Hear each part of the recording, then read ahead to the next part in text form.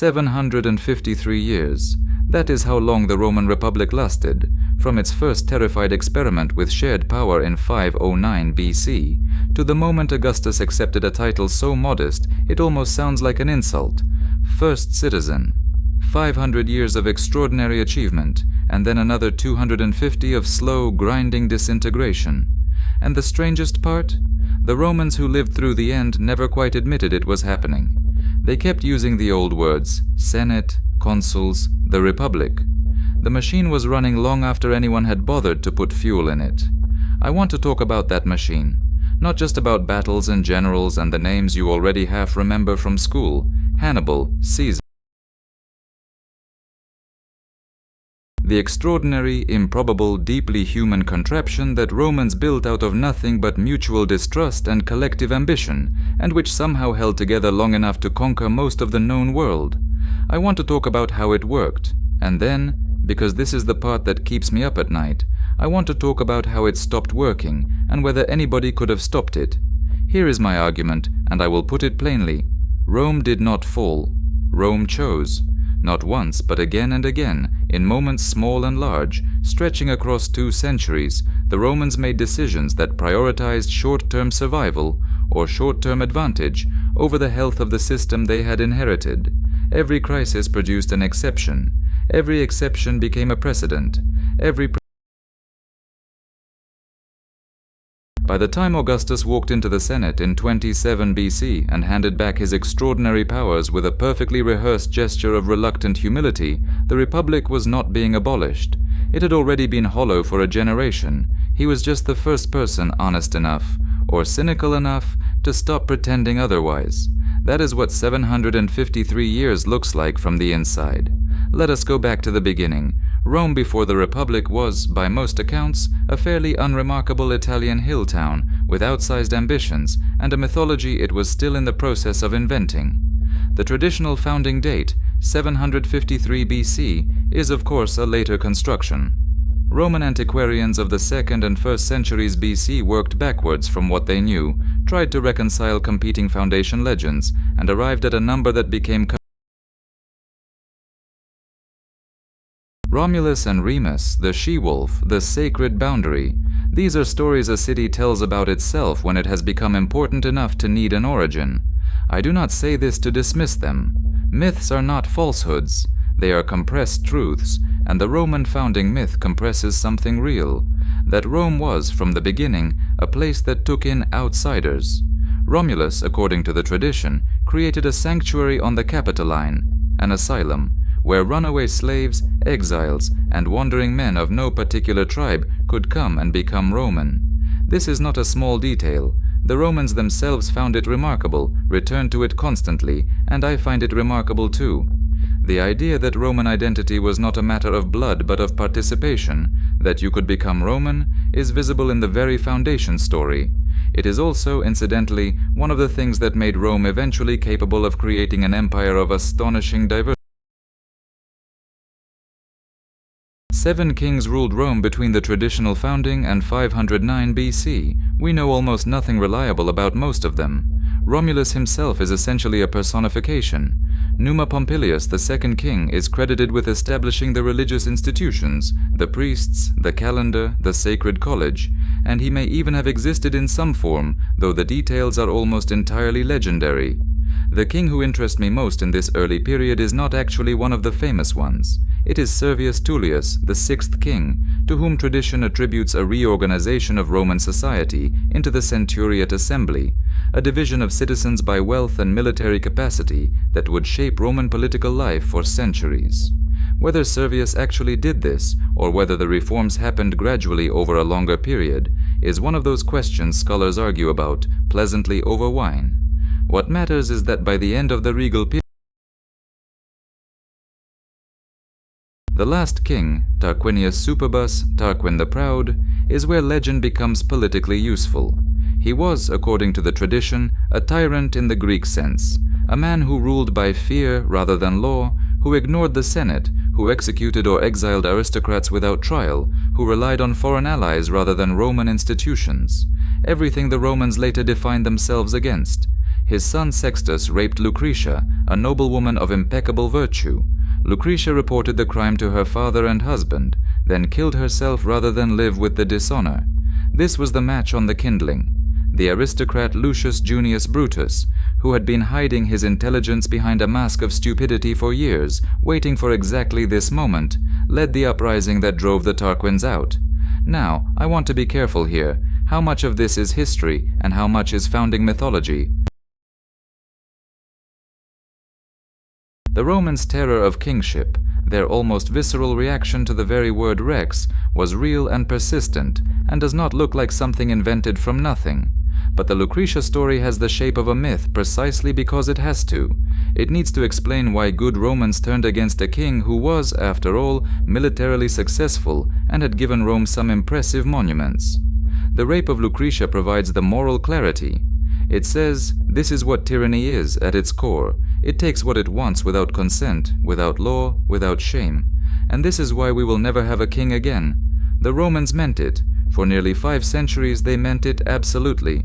So what did they build instead? The answer the Romans arrived at in 509 BC was, in the context of the ancient world, specifically the executive power of the king, the imperium, the right to command armies and enforce law, would be divided between 2 magistrates elected annually. We call them consuls. The Romans of the early republic probably called them by other names at first. The terminology evolved, but the principle was crystalline. One man would check the other, each had the right to veto the other's actions, and neither would hold power for more than a year. 1 year. That is the founding clause of the whole system. You can do a great deal in a year, you cannot entrench yourself in a year. And the moment your year ended, you became a private citizen again, subject to the very laws you had enforced, answerable for the decisions you had made. This accountability after office was not an accident, it was the hinge on which everything else turned. Around the consuls, the Romans built The Senate, the council of former magistrates and senior aristocrats, had no formal legislative power in the early period, but its authority, auctoritas, was enormous. It controlled finances, foreign policy, the assignment of provinces, the interpretation of omens that could delay or derail public business. It was the institutional memory of the state, the reservoir of experience that individual annual magistrates necessarily lacked. A consul who ignored the Senate was technically within his rights. He was also almost certainly finished. Below the consuls, the Romans developed a cascade of other magistracies: praetors to handle legal matters, quaestors to handle finances, censors to conduct the census and manage public morality, aediles to oversee the city's markets and buildings and games. Each office had its specific function. The whole system was designed, and I use that word loosely because it evolved rather than was designed, to ensure that no single individual accumulated too many tools of power at once. And then there were the tribunes of the plebs. This is where Roman political history becomes, for me, genuinely interesting, because the tribunes did not emerge from the benevolence of the patrician class. They were extorted by the people repeatedly. The conflict of the orders, the long struggle between the patricians, the old aristocratic families who monopolized the magistracies and the priesthoods and the senate, and the plebeians, everyone else, is one of the great sustained political dramas of the ancient world. It lasted, in its formal sense, from roughly 494 BC to 287 BC. That is 200 years of negotiation, confrontation, compromise, and renegotiation. And the weapon the plebeians discovered, or invented, was the first secession of the plebs in 494 BC. The date is uncertain and possibly partly legendary, but the event itself is likely real in some form, was an act of collective withdrawal. The plebeians walked out of Rome to a hill outside the city and refused to come back. No army could be levied without them, no fields could be worked without them. The patricians, who needed them rather more than they had been willing to admit, negotiated.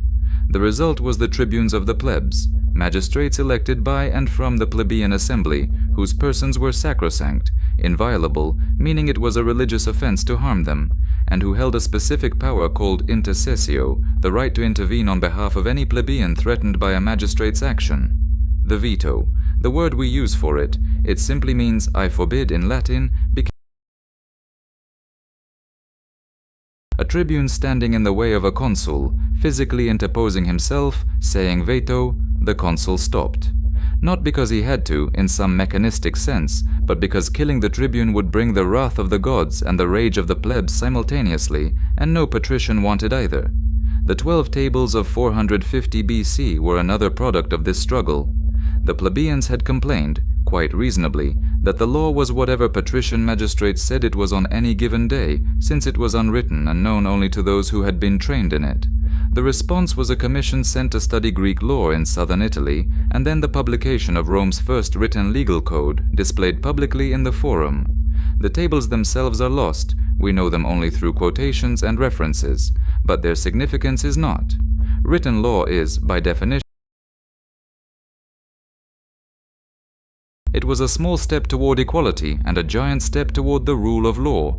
By the middle of the 4th century BC, after a series of laws culminating in the Licinian Sextian laws of 367 BC, plebeians could hold the consulship. By 300 BC, they could hold the major priesthoods. By 287 BC, decisions of the plebeian assembly had the force of law binding on all Romans, patricians included. The conflict of the orders was over, and the Roman constitution had been fundamentally transformed. What I find remarkable, and I find it remarkable every time I think about it, is that this transformation happened without civil war. There were moments of intense confrontation, moments of threat and counter-threat, but nobody took up arms. The Romans found a way, repeatedly, to step back from the edge and make a deal. They were not saints, they were strategic. But the result was a political culture that, for several centuries, that belief was the real constitution. The written laws were just its expression. The early republic spent most of its energy simply surviving. The Gauls arrived in 390 BC, or 387 BC, depending on which dating you use. Roman chronology for this period is genuinely unreliable, and they are worth pausing on, because the sack of Rome by the Gauls is one of those events that left a permanent mark on Roman psychology. A Celtic confederation swept down the Italian peninsula, defeated a Roman army at the Allia River. The date of that defeat became one of the few dies nefasti, unlucky days, marked permanently in the Roman calendar, and then walked into Rome and burned it. The senators, we are told, sat in their ivory chairs in the Forum in their ceremony. The rest of the Romans had retreated to the Capitoline Hill and held out for months until, according to the tradition, the sacred geese of Juno raised the alarm when the Gauls attempted a night assault. The Gauls were paid off. They left. Rome began the work of rebuilding. The Gauls never conquered Rome permanently, but the memory of those months on the Capitoline, the terror of the barbarian at the gates, never entirely left. It surfaces in Roman literature for centuries. The phrase Gallic fear, metus Gallicus, becomes a technical term in Roman diplomatic discourse for the kind of existential threat that justifies emergency measures. And it was used much later by people who understood very well how to manipulate collective memory. The rebuilding of Rome after 390 BC was rapid. The city that emerged was more physically organized than before, with the Servian Wall, built of tufa blocks, substantial sections of which served. More importantly, Rome redirected its energy toward the Italian peninsula with a new purposefulness. The Samnite Wars, 3 of them stretching from 343 to 290 BC, were the crucible in which Rome's military system was genuinely tested and refined. The Samnites were a confederacy of hill peoples in central and southern Italy, tough, experienced fighters who knew the terrain of the Apennines better than anyone. They fought Rome to a standstill more than once. At the Caudine Forks in 321 BC, they trapped an entire Roman army in a narrow pass and forced it to surrender, marching the soldiers under a symbolic yoke of spears, one of the great humiliations in Roman military history. Rome repudiated the agreement its generals had made, sent those generals back to the Samnites bound, and resumed the war. The Samnites, understandably furious, killed the generals and prepared to fight again. It also tells you something about Roman institutional ruthlessness. The generals had exceeded their authority, the Senate disowned them, the war continued. Rome also dissolved the Latin League in 338 BC after a revolt of its former Latin allies and replaced it with a more complex system. Some communities received full Roman citizenship, others received citizenship without the vote, others remained allied states with treaty obligations. This tiered system of incorporation, not conquest and enslavement, but a graduated inclusion, was extraordinarily effective. It gave Rome a reservoir of manpower that no other Mediterranean power could match, while giving the incorporated communities a stake in Roman success. And then came Pyrrhus. The Greek city of Tarentum, in the heel of Italy, found itself at war with Rome in 280 BC, and he was the finest general of his age, Alexander's cousin by blood, and some said his equal in tactical brilliance. He brought war elephants, which the Romans had never faced. He beat them at Heraclea in 280 BC and at Asculum in 279 BC. Both times Rome simply raised more legions and came back. The story goes that after Asculum, Pyrrhus looked at his losses, dead officers, dead soldiers, dead allies impossible to replace, and said that one more such victory and he was finished. Hence the phrase that bears his name, the Pyrrhic victory. You know what it means. Consider how strange it is that one of the most useful concepts in military and political thought comes from a war most people cannot place on a map. Pyrrhus went to Sicily, tried to liberate it from Carthage, failed, came back, lost at Beneventum in 275 BC, and went home. Rome finished by 264 BC, when a dispute over control of the city of Messana in Sicily gave Rome its casus belli for a confrontation with Carthage. Rome was effectively master of the entire Italian peninsula. That is a lot of ground covered in less than 2.5 centuries. The question worth asking is, how? The Roman legion is probably the most written about military formation in history, and I am not going to compete with the specialists here. But I do want to say something about it that I think often gets lost in discussions of manipular formations, and velites and triarii and all the technical apparatus. The legion worked because the system behind it worked. What I mean is this. A Roman legion in the field was not just 4,000 to 6,000 soldiers with excellent discipline and good equipment, though it was those things. It was the physical expression of a social and political system that had figured out.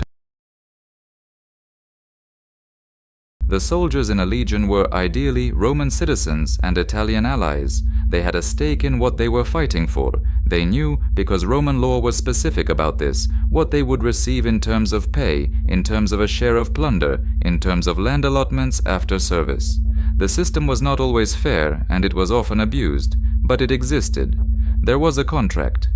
Polybius, and here I want to say something about Polybius, because he matters to me personally. Polybius was a Greek statesman from Megalopolis in the Peloponnese, who was brought to Rome as a hostage after the Roman defeat of the Achaean League in 168 BC.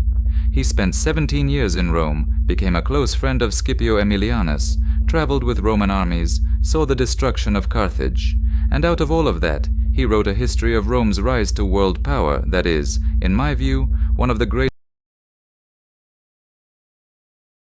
What Polybius understood and articulated better than anyone before him was that Rome's success was not accidental or divine, it was systemic. He analyzed the Roman constitution using the Greek theory of mixed government, the idea that the best state combines elements of monarchy, aristocracy, and democracy, and concluded that Rome had achieved this mix more successfully than any other state in history. The consuls gave it the monarchic element, the Senate gave it the aristocratic element, the popular assemblies and the tribunes gave it the democratic element. Each checked the others. The system was stable because instability in one element was corrected by the resistance of the other two. I think Polybius was right about the diagnosis, even if he was wrong about the prognosis. He believed the Roman constitution was in its prime in the mid-2nd century BC. He believed, and said so, that it would inevitably.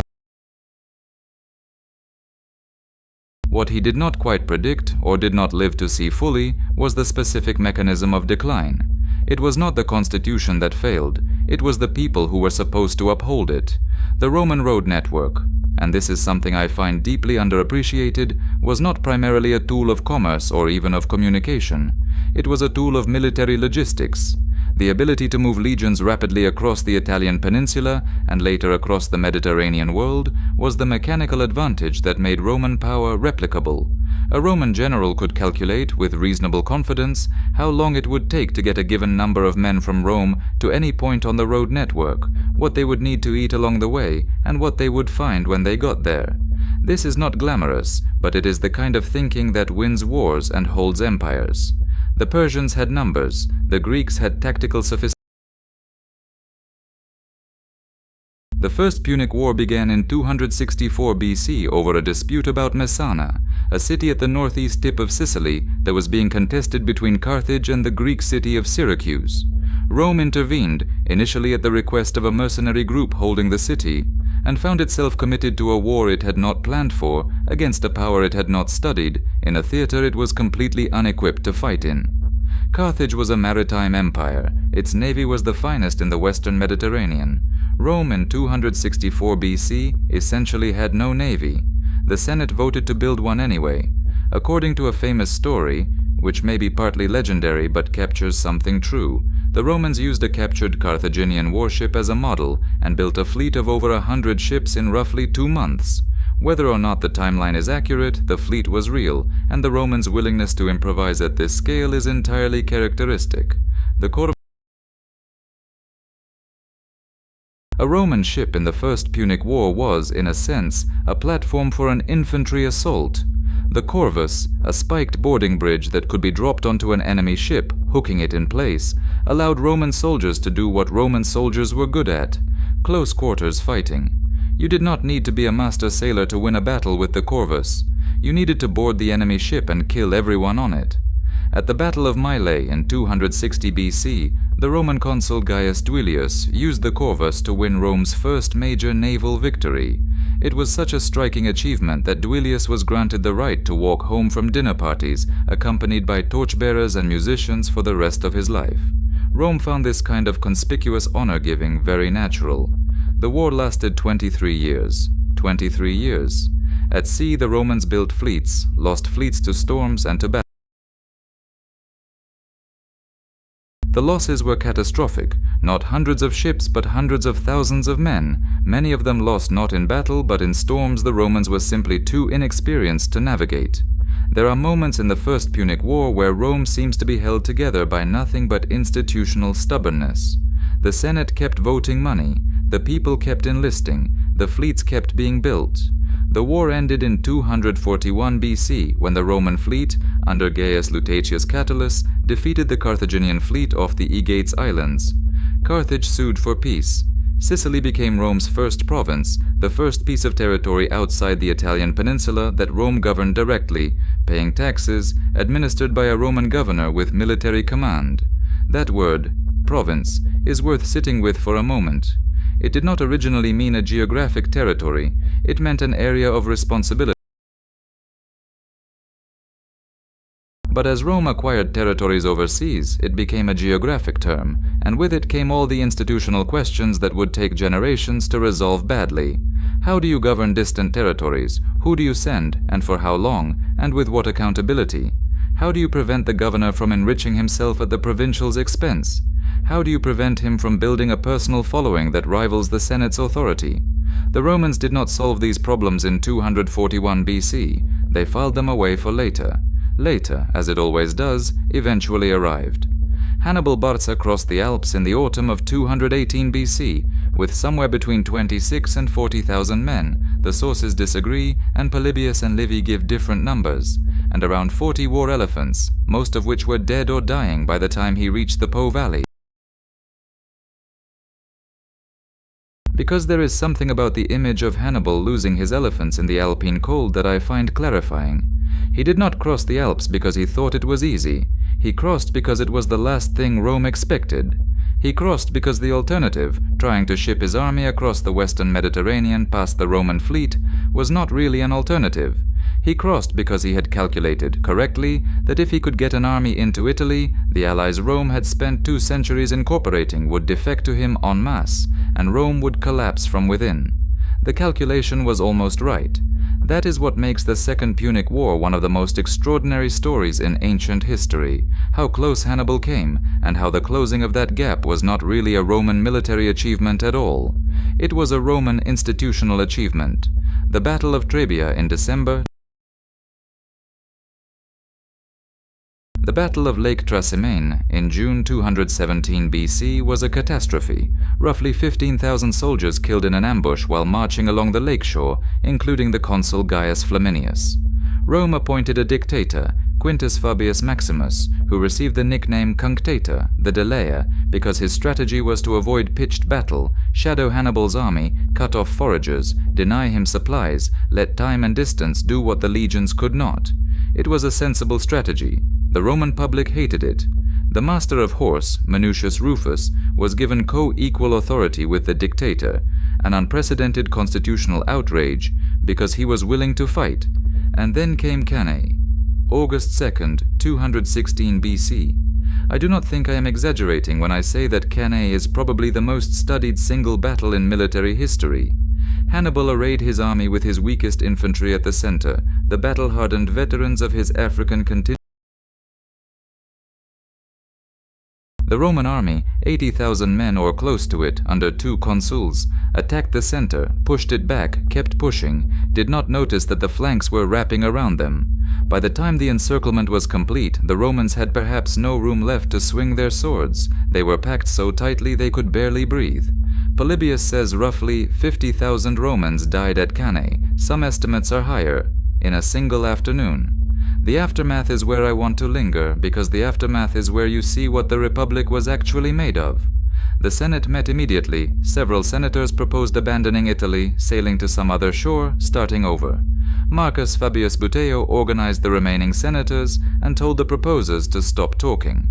A survivor of Cannae named Publius Cornelius Scipio, I will come back to him, reportedly drew his sword on the defeatists in the most literal. Rome raised new legions. Rome sent word to its Italian allies. Many of the allies in southern Italy did defect to Hannibal. Capua, the second city of Italy, opened its gates to him. But most held. And here is the thing Hannibal had miscalculated. The Roman system of incorporation had worked too well. The Latin colonies, the communities with partial citizenship, the allied towns that had grievances against Rome, but also over 2 centuries, had come to see themselves as part of a Roman-led system. They did not turn. And without their supplies, their recruits, their loyalty, Hannibal was a brilliant general with an army he could not replenish fighting in a country that would not fall. Hannibal was in Italy for 16 years after Cannae. He won more battles. He captured more cities. He could not take Rome. He could not break the system. The man who led that army was Publius Cornelius Scipio, Scipio Africanus, as he would become. And he is, I will say it plainly, one of the most remarkable individuals the ancient world produced. He was 25 when the Senate gave him command in Spain, where Hannibal's brother Hasdrubal was holding a powerful Carthaginian army. He was 25. He had never held a senior magistracy, and the command required a special law, because there was no other candidate willing to take it. He took it. He spent 4 years in Spain systematically dismantling the Carthaginian position. He took Cartagena, New Carthage, the Carthaginian capital in Spain, by studying the tides and attacking at low water through what the garrison thought was impassable shallows. He was not just tactically brilliant, he was observant. He looked at the world as it was rather than as the manuals said it should be. He crossed to Africa in 204 BC. He destroyed Hasdrubal Gisco's army and Syphax's Numidian army in a night attack using fire. He drew Carthage so close to catastrophe that Carthage recalled Hannibal from Italy. Zama in 202 BC, Hannibal versus Scipio. The 2 greatest commanders of their generation, face to face on an African plain. We are told they met beforehand, 2 generals under truce in the space between the armies, and talked. I have never quite decided whether that meeting actually happened or was added by the sources for narrative beauty. Whether it happened or not, the battle was real, and Scipio won it. Here is what I think Scipio understood that Hannibal did not, or understood too late. Rome was not its generals. Rome was its system. You could defeat a Roman army. You could defeat 10 Roman armies, and Rome would raise an 11th. To defeat Rome, you had to destroy its political will, its institutional cohesion, its ability to maintain collective purpose. Cannae almost did it, but the Senate stayed in Rome and kept meeting, and the tribunes kept being elected, and the magistracies kept turning over, and the machine kept running, battered and bloodied, but running. That resilience, that deep institutional conservatism, the willingness to absorb punishment rather than break the system to escape it, was the Republic's greatest strength. It was also, in a different register, a weakness, because a system that is very good at absorbing punishment can sometimes absorb it past the point of recognition. You can mistake endurance for health, and the wounds of the Second Punic War were very deep. The Third Punic War is, in many ways, an embarrassment. Not militarily, Rome won decisively, as it almost always did by this point, but morally and intellectually. It was a war Rome picked with a power it had already broken. Carthage after Zama was a shadow. It had surrendered its fleet. It paid an enormous indemnity. It could not make war without Rome's permission. It was, functionally, a Roman client state. And it recovered because Carthaginians were extraordinarily capable merchants and administrators, and because the fertile lands of North Africa are extraordinarily productive. By the middle of the 2nd century BC, Carthage was wealthy again. Not powerful, wealthy. There is a difference. Marcus Porcius Cato the Elder did not see the difference, or saw it and chose not to acknowledge it. Cato was, in many ways, everything I find simultaneously admirable and maddening about a certain type of Roman conservative. He was personally austere, politically shrewd, an excellent general, a genuinely important writer. His agricultural treatise is the oldest substantial prose work in Latin to survive, and he combined all these virtues with a xenophobic rigidity. He ended every speech he gave in the Senate, whatever the topic, with the same sentence: Carthago delenda est. Carthage must be destroyed. He got his way. In 149 BC, Rome found a pretext. Carthage had fought a defensive war against Numidia without Roman permission, technically violating its treaty terms, and declared war. The Carthaginians, to avoid war, offered almost anything. The Senate demanded they demolish their city and rebuild it 10 miles from the sea. This was not a negotiating position. It was a demand for suicide. Carthage refused, made peace with Numidia, and prepared to fight. The siege lasted 3 years. The city that fell in 146 BC had been defending itself street by street, building by building, with a desperation that even Roman sources describe with something close to awe. Scipio Aemilianus, Scipio Africanus's adopted grandson, and as fine a Roman as that family. After the city fell, he reportedly wept and quoted Homer, the lines about the fall of Troy, and said that he feared the same fate would one day come to Rome.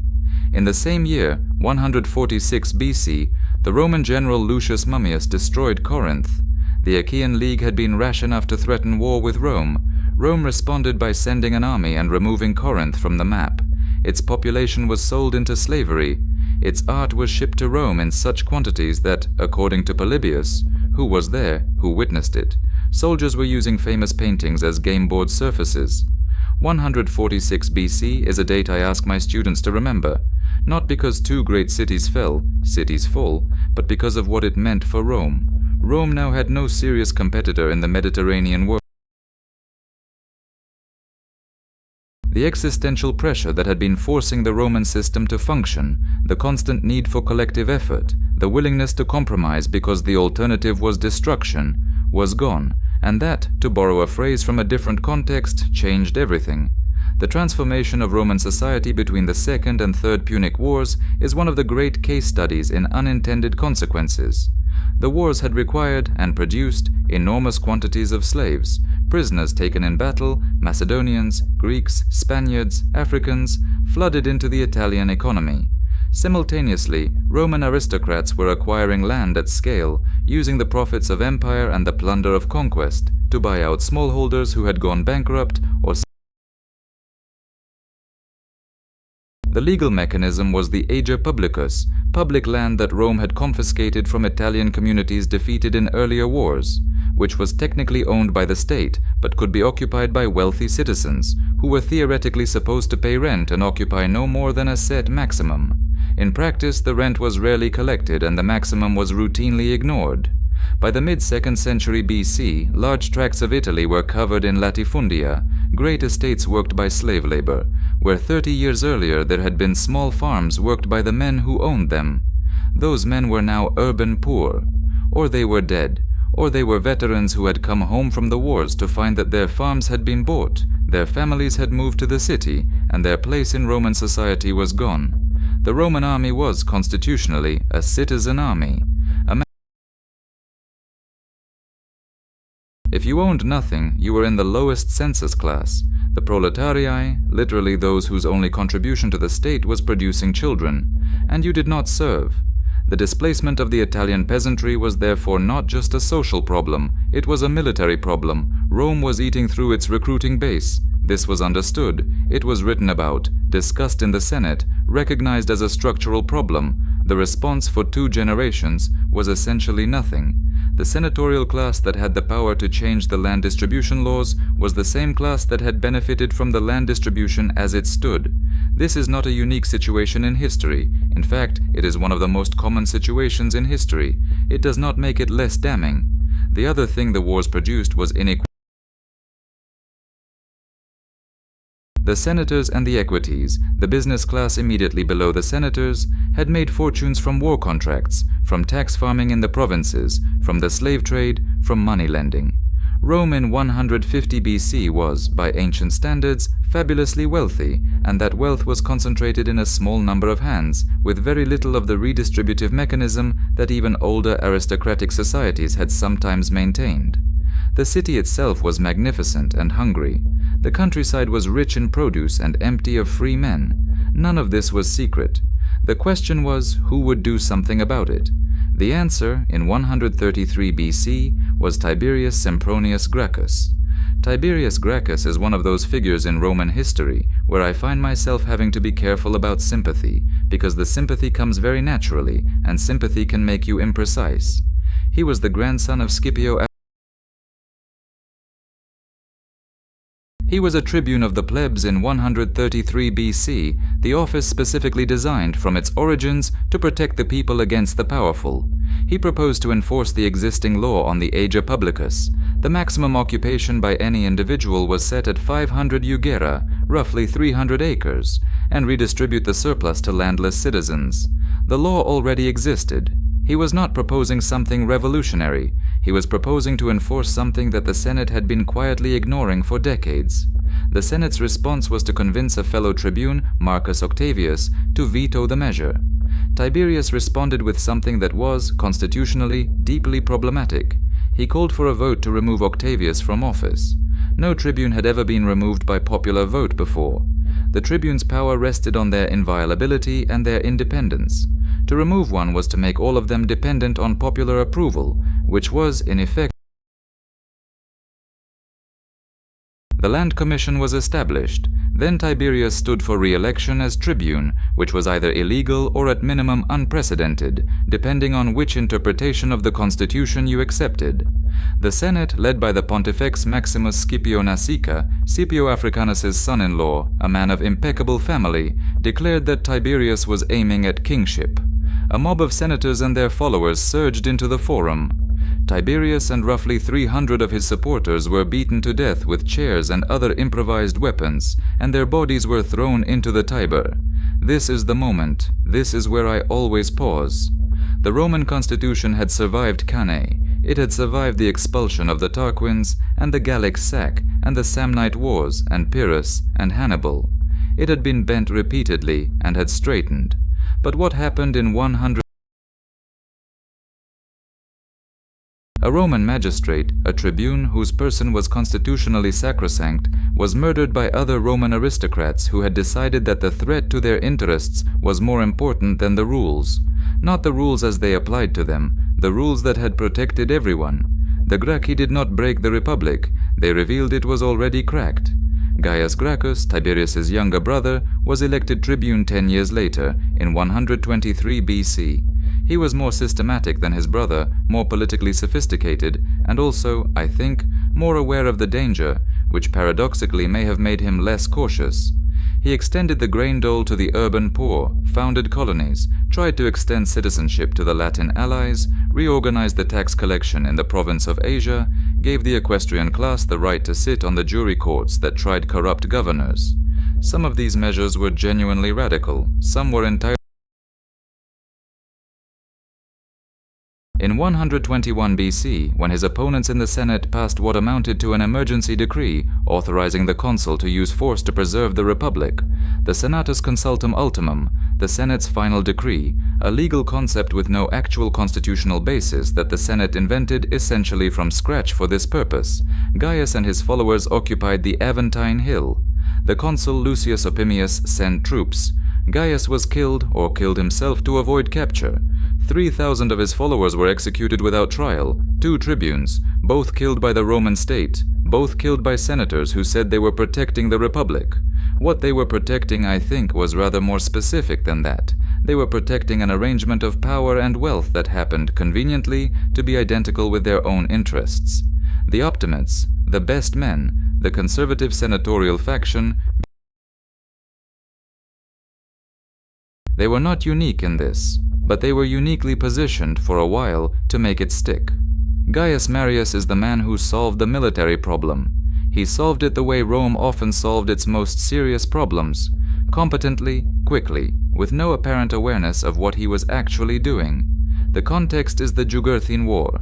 Jugurtha was a Numidian prince, grandson of Rome's great ally Massinissa, who had, over the course of the 100s BC, manipulated, bribed, and murdered his way to control of Numidia, and had done so partly by bribing Roman senators and commanders, which Rome found mortifying.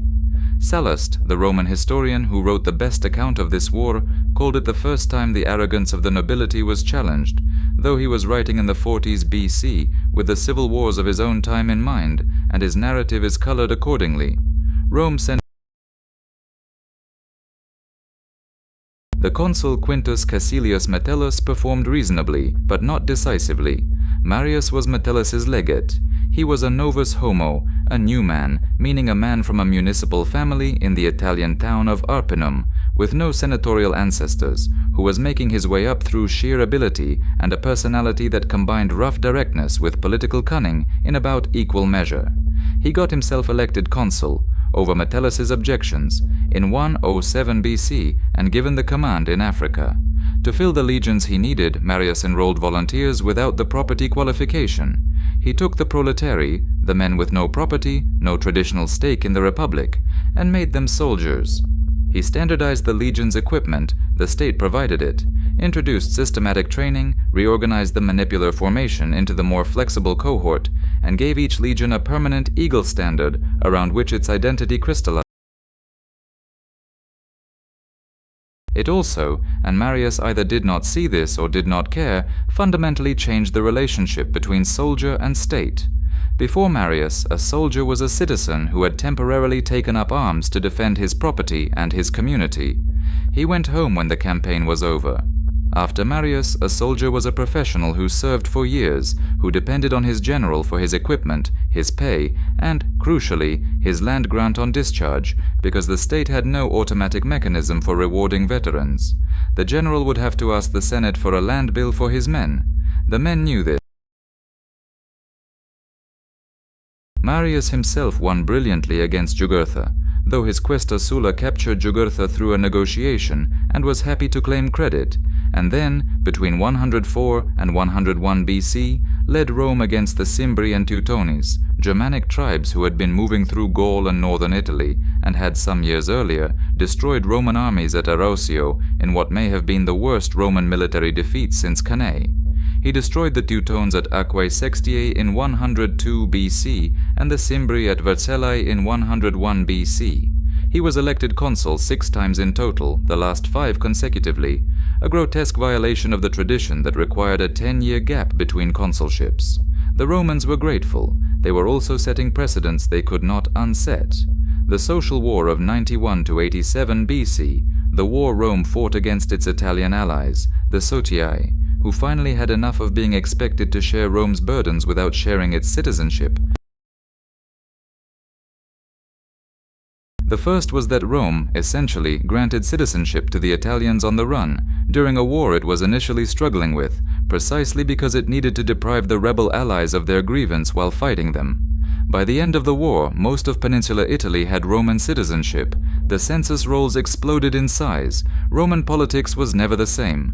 The second consequence was that one of the most brilliant military commanders of the war was a man named Lucius Cornelius Sulla. I have never quite decided whether Sulla was a monster with principles or a principled man who became a monster. I have been thinking about this for some years now, and the honest answer is that I am not sure the distinction matters as much as I once thought, because what Sulla was a patrician who had spent his early career in financial difficulties and then distinguished himself as a general under Marius in Africa and against the Germanic tribes, and then brilliantly in the Social War. He became consul in 88 BC. He was assigned the command against Mithridates VI of Pontus, a capable and ambitious king who had invaded Rome's eastern allies and, in a single organized massacre, had something like 80,000 Italian residents of Asia Minor killed in 88 BC. The command against Mithridates was extremely valuable. It meant an army, eastern campaigns, plunder, glory. The tribune Publius Sulpicius Rufus, allied with the aging Marius, transferred the command to Marius by popular legislation. It was a legal maneuver. It was also a catastrophic one. Sulla was with his army at Nola in Campania. He told his officers what had happened. He told his soldiers, and then he...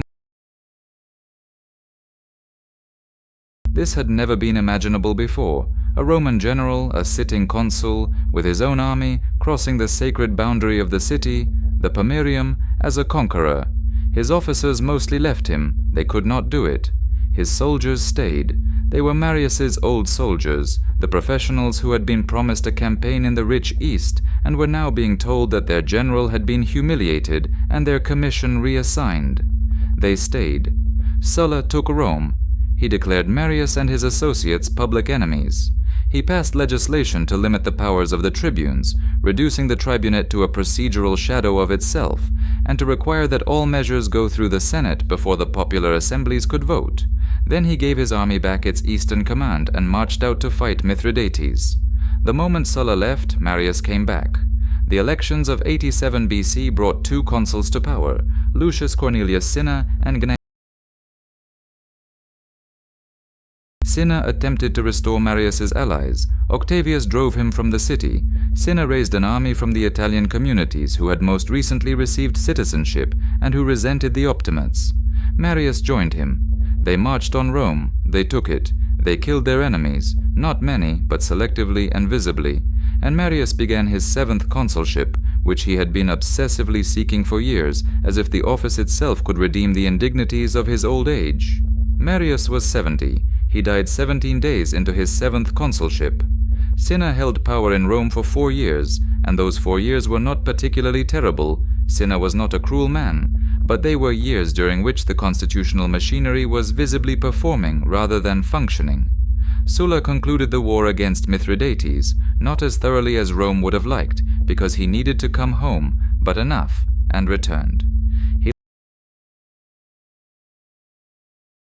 Civil war followed. Sulla won. He entered Rome in 82 BC. What followed is usually described as a dictatorship, and technically that is correct. The Senate appointed Sulla dictator, reviving an office that had not been used since the Second Punic War. But the Sullan dictatorship was unlike anything the office had previously meant. It was not temporary.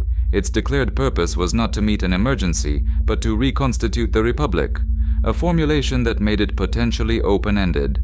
And it began with the proscriptions. The proscriptions were lists, names posted publicly, of men declared public enemies. Anyone on the list could be killed by anyone, with a financial reward. Their property was confiscated. Their sons and grandsons were barred from public office. The lists grew. Men were added by personal enemies, by creditors, by those who wanted their land. Perhaps Marcus Crassus, who would later be one of the richest men in Rome, was said to have profited from the proscriptions by buying up confiscated estates at rock-bottom prices. This is, I think, one of the most precise details in the whole story, and Plutarch preserves it with evident distaste. Then Sulla did something that no one had done before, and very few would do after.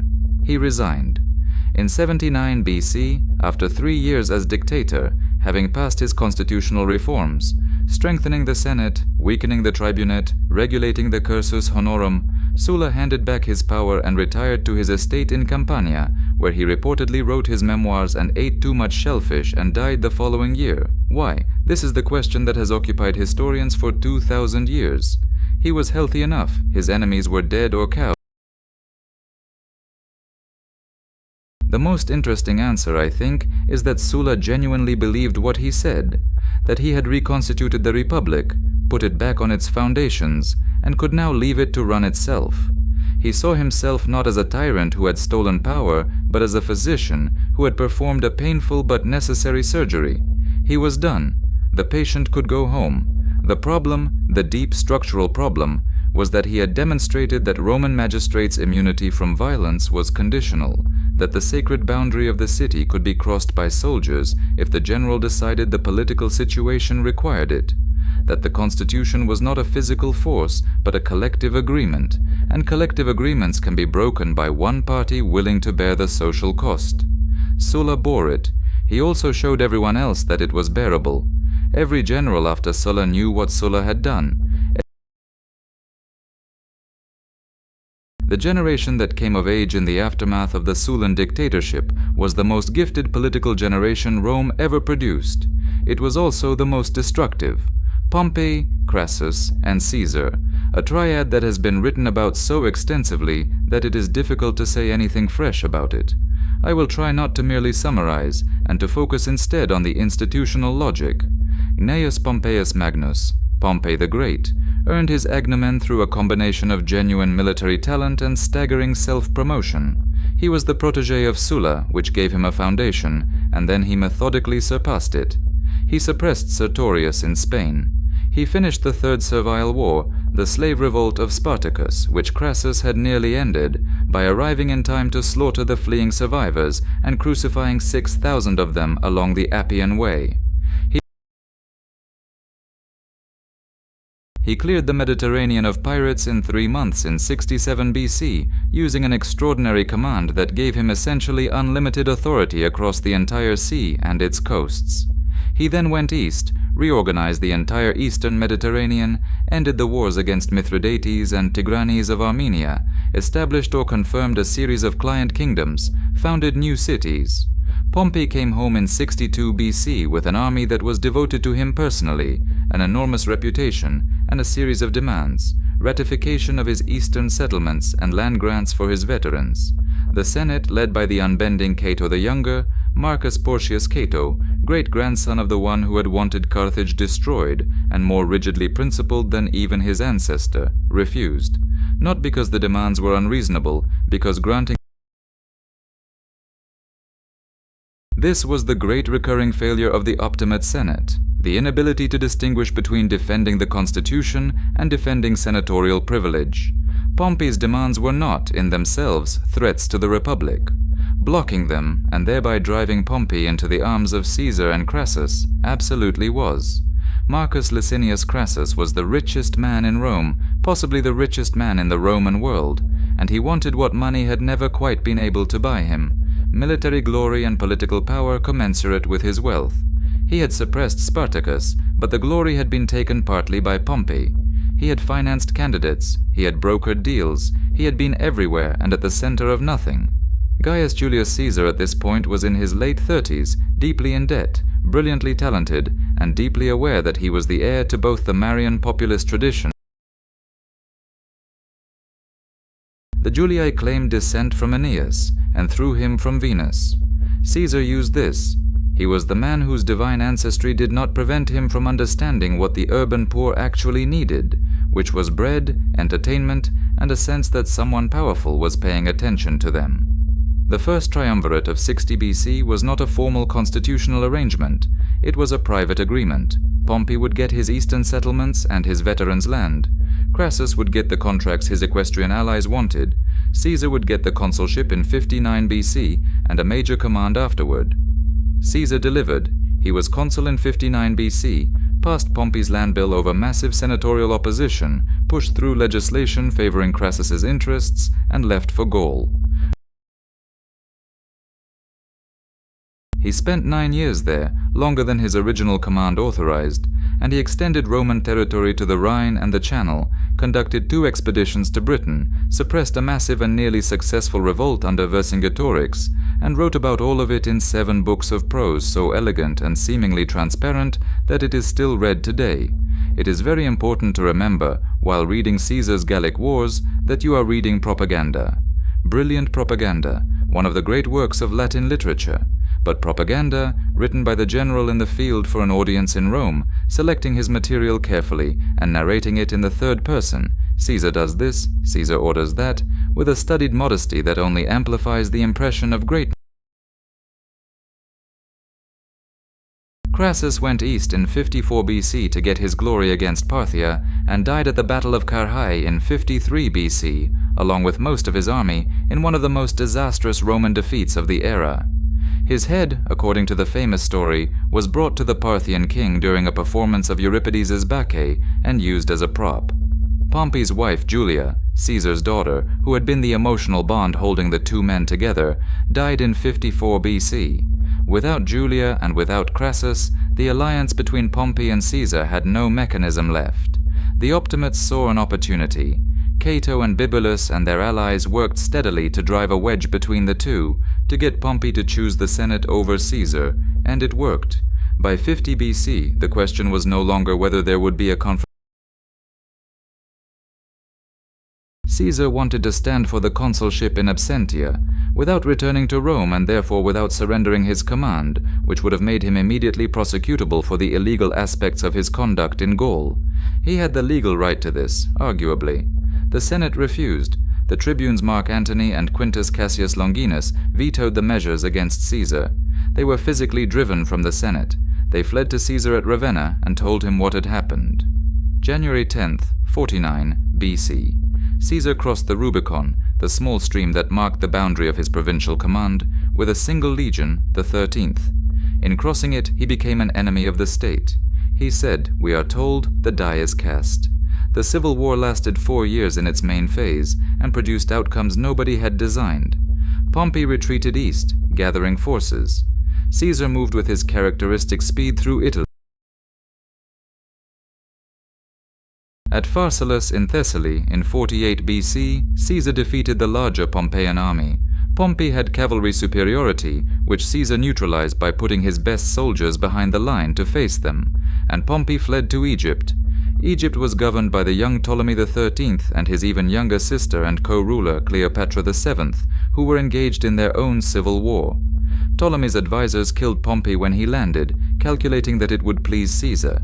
Caesar, arriving in Alexandria and receiving Pompey's head, his former father-in-law, the man who had once been called the greatest Roman alive, was not pleased, or chose strategically not to be. Cleopatra managed to get herself rolled in a carpet and delivered to Caesar, according to legend. The relationship that followed was politically significant and huge. Caesar spent months in Egypt, fighting a street war against Ptolemy's supporters and beginning what seems to have been a genuine attachment to Cleopatra, genuine enough, at minimum, that she later bore a son she named Caesarion. Then he went east again, dealt with a Pontic king in such short order that he sent Rome a 3-word dispatch: Veni, Vidi, Vici, I came, I saw, I conquered, then returned west to deal with the remaining Pompeian forces in Africa and Spain. He was appointed dictator 4 times and for increasing lengths, initially for 11 days, then for a year, then for 10 years, and finally, in early 44 BC, dictator perpetuo, dictator in perpetuity. He was made consul for 10 years. He was given the right to recommend candidates for magistracies. Statues of him were placed in temples alongside the gods. His month was his calendar reform, working with the Egyptian astronomer Sosigenes, gave Rome and eventually the world the Julian calendar, which remained the standard in much of Europe until the 16th century. He sat in a golden chair in the Senate that was noticeably more elevated than anyone else's seat. I find it fascinating and somewhat melancholy that Caesar seems to have genuinely not understood what he was doing to people's feelings. He pardoned his enemies with what he called clementia, mercy, and it was real mercy, not performative. He let Cicero live, let Brutus live, let Cassius live. He thought that mercy would create gratitude. He thought that if he was clearly the ablest man alive and clearly governing for Rome's benefit, and his administrative record, his calendar, his planned public works, his reorganization of the provinces was genuinely impressive, then people would accept the situation. He was wrong. The men who had grown up in the Republic, who had been educated in the Republic, who had been told since childhood that the freedom of the citizen, the right to participate in public life, to hold office, to vote, to be governed by law and not by one man's will, was the most important thing a Roman could possess, those men could not accept what Caesar had become. Not because he was governing badly, because he was governing at all, alone, without the institutions that made participation possible. Gaius Cassius Longinus organized the conspiracy. Marcus Junius Brutus gave it its moral weight. Brutus was the man Caesar trusted most among his former enemies, the man he had appointed to important commands, the man whose mother Servilia was Caesar's longest-standing mistress. Brutus was also, or claimed to be, the descendant of the Brutus who had led the expulsion of the Tarquins.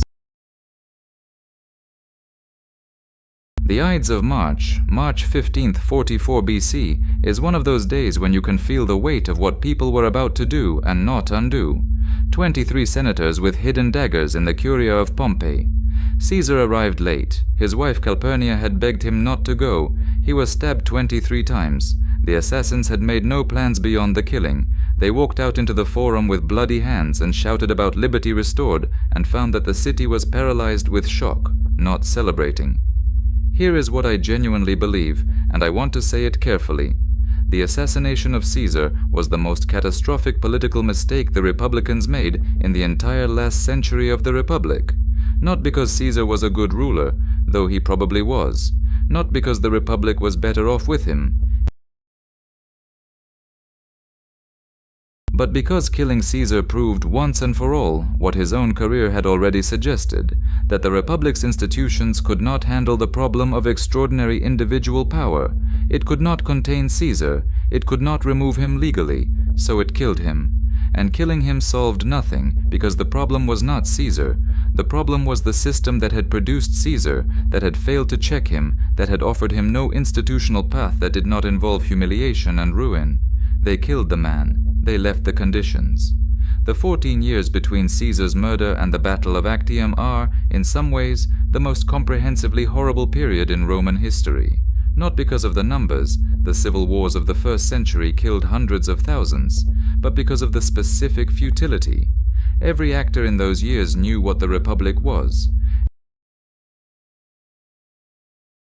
And every actor, when forced to choose between the Republic and their own survival or advantage, chose themselves. The second triumvirate was different from the first in one essential respect. It had legal recognition. In late 43 BC, Octavian, Caesar's great-nephew and adopted son, who had arrived in Rome at 18 to claim his inheritance with a combination of nerve and political instincts that astonished everyone who encountered him, Mark Antony, Caesar's most loyal general, and Marcus Aemilius Lepidus, the current master of horse, formalized their alliance as a board of three for reconstituting the Republic. The Triumviri Rei Publicae Constituende. It had a title, it had legal force, it had proscription lists. The proscriptions of 43 BC killed perhaps 300 senators and 2,000 equites. Their most famous victim was Marcus Tullius Cicero. I want to say something about Cicero because I think he deserves better. He was not a dynast. He was the most brilliant mind of his age, a philosopher, an orator, a lawyer, a theorist of government whose works shaped European political thought for 2,000 years. He was also a deeply human figure, vain, sometimes cowardly, sometimes genuinely heroic, capable of magnificent consistency and also of calculating flexibility. He had defended the Republic in the crisis of 63 BC when he suppressed the Catilinarian conspiracy. He had tried to navigate the late Republic with intellectual honesty that the times made almost impossible. He wrote, in the last years of his life, treatises on the nature of the state and the nature of law that are among the most important texts in Western political philosophy. He also, in the aftermath of Caesar's assassination, made a political error of his own. He had underestimated Octavian. He had called him, in a letter that would become notorious, a boy. He had hoped to use the young Caesar against Antony and then reassert senatorial authority. Octavian played along until he did not need to. When the triumvirs made their lists, Antony insisted on Cicero. Octavian agreed. Cicero tried to escape by sea. He was caught on December 7th, 43 BC. His head and hands were cut off and sent to Rome, where they were displayed, at Antony's wife Fulvia's insistence, according to the sources, on the rostra, the speaking platform in the forum from which Cicero had delivered his greatest orations. I find it impossible to read this detail without something like grief. The Battle of Philippi in October 42 BC ended the liberators, Brutus and Cassius, who had raised armies in the east. Both died on the field, either in battle or by their own hands. Brutus, we are told, said that he took comfort in having served the cause of virtue, even if fortune had deserted Rome. He was 43.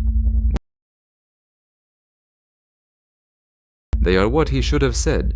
After Philippi, the triumvirs divided the Roman world between them. Lepidus got Africa and relative irrelevance, Antony got the east, Octavian got the west, and the ugly work of settling the veterans, which meant dispossessing Italian farmers from their land, producing the misery that Virgil wrote about in the Eclogues with an anguish that comes through even 2,000 years later. The decade between Philippi and Actium was the decade in which Antony and Octavian circled each other with the inevitability of an orbit decaying. Antony went east, met Cleopatra, began what became both a genuine political alliance and apparently a genuine relationship, and tried to build a power base in the Greek East that could eventually match Octavian's grip on Italy and the West. He made mistakes. He granted territories to Cleopatra and her children in ways that Rome found monarchical and alien. He divorced Octavian's sister Octavia, which gave Octavian both a personal grievance and a political weapon. Octavian was, I think, the most effective political operator in Roman history. He was not the most brilliant general, though he was adequate. He was not the most charismatic figure, though he was impressive. He was simply the person who understood, more clearly than anyone else, that the Romans wanted to stop fighting. They wanted stability. They wanted the wars to end. He positioned himself as the man who could provide that, not as a monarch, not as a Hellenistic king in robes of purple, but as a Roman, first among equals, the man who would restore the Republic. The Battle of Actium, September 2nd, 31 BC, was naval in form, but political in substance. Antony's forces were demoralized, short of supplies, weakened by desertions. Cleopatra's fleet broke through the Roman line and fled to Egypt. A year later, with Octavian at the gates of Alexandria, Antony fell on his sword. Cleopatra, unwilling to walk in a Roman triumph, found another way out. Egypt became a Roman province, a personal possession of the new first citizen, too valuable and too peculiar to be administered like other provinces. January 13th, 27 BC. Octavian stood before the Senate and performed the gesture he had been preparing for years. He restored the Republic. He handed back his extraordinary powers. He was just a citizen. The Senate begged him to take them back. They gave him authority over the provinces with armies. They gave him the title Augustus, the revered one, a word with religious resonance but no constitutional specificity. They gave him the power of a tribune permanently. Over the following years they gave him more, piece by piece, in a layering of powers and honors that, assembled together, amounted to monarchy without the word. The Roman Republic lasted 753 years if you count generously, or perhaps closer to 500 if you are being precise about when the disintegration began. I said at the start that Rome did not fall, Rome chose. I want to end by being specific about what I mean. The Republic's failure was not military.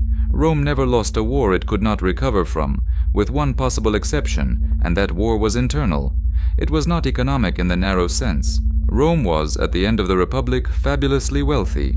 It was not demographic, it was not climatic, it was not the kind of external pressure that eventually contributed to the dissolution of the later empire. The Republic failed because it had built an extraordinary system for managing power among roughly equal competitors, and then failed to update that system. The reforms of the Gracchian period, implemented fully, might have kept the peasant base that sustained the citizen army and reduced the economic desperation that made soldiers into clients of generals. The extension of full citizenship to the allies, done a generation earlier, might have diffused the social war and its constitutional consequences. A reformed magistracy that could accommodate extraordinary talent without requiring the holder to break the rules or suffer ruin, something the Romans never managed to design, might have given men like Pompey and Caesar ways to be great within the system rather than against it. Instead, the Republic created men trained in ambition and competition and then told them, at the moment of their greatest success, to go away and be quiet. The cursus honorum produced exactly. I am sometimes asked, and it is a fair question, whether Rome is simply a cautionary tale, a story about how not to build a republic. I do not think so.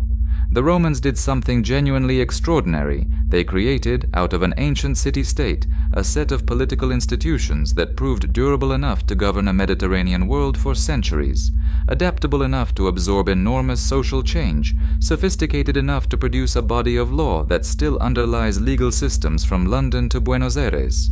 The Roman constitution worked. It worked for a very long time.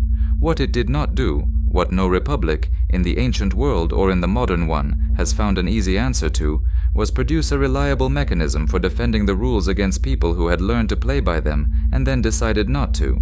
Sulla knew the rules, Caesar knew the rules, Augustus. Each of them reached a moment where the rules were inconvenient, where breaking them was survivable, and where the alternative, accepting the rules' verdict, felt like annihilation, and each of them chose themselves. This is not a story about monsters. Sulla was not a monster, or not only a monster. Caesar was not a monster at all, in the ordinary sense of the word. He was, by the standards of his time and by many absolute standards, a generous and able ruler. Augustus was arguably a great statesman who gave Rome 2 centuries of relative peace. The problem was not their character. The problem was that the Republic had given them, and everyone like them, no good options. Polybius thought the Roman constitution had achieved the ideal balance. He was right about the achievement. He was wrong, or perhaps because what Polybius could not quite see, writing in the mid-2nd century with the sun still apparently high, was that every balance depends on the willingness of the people in it to keep balancing. The moment one of them decides that staying upright matters more than the balance itself, the whole arrangement shifts. The Romans who lived through the end used the old words, Senate, consuls, the Republic. They kept the vocabulary because the vocabulary was sacred, because to abandon it would be to admit what had actually happened, and what had actually happened was too large and too final to look at directly. Augustus understood this. He was scrupulous about the forms. He never called himself king. He never abolished the Senate. He never claimed to be anything but the first among citizens. He just made sure that no one else was second.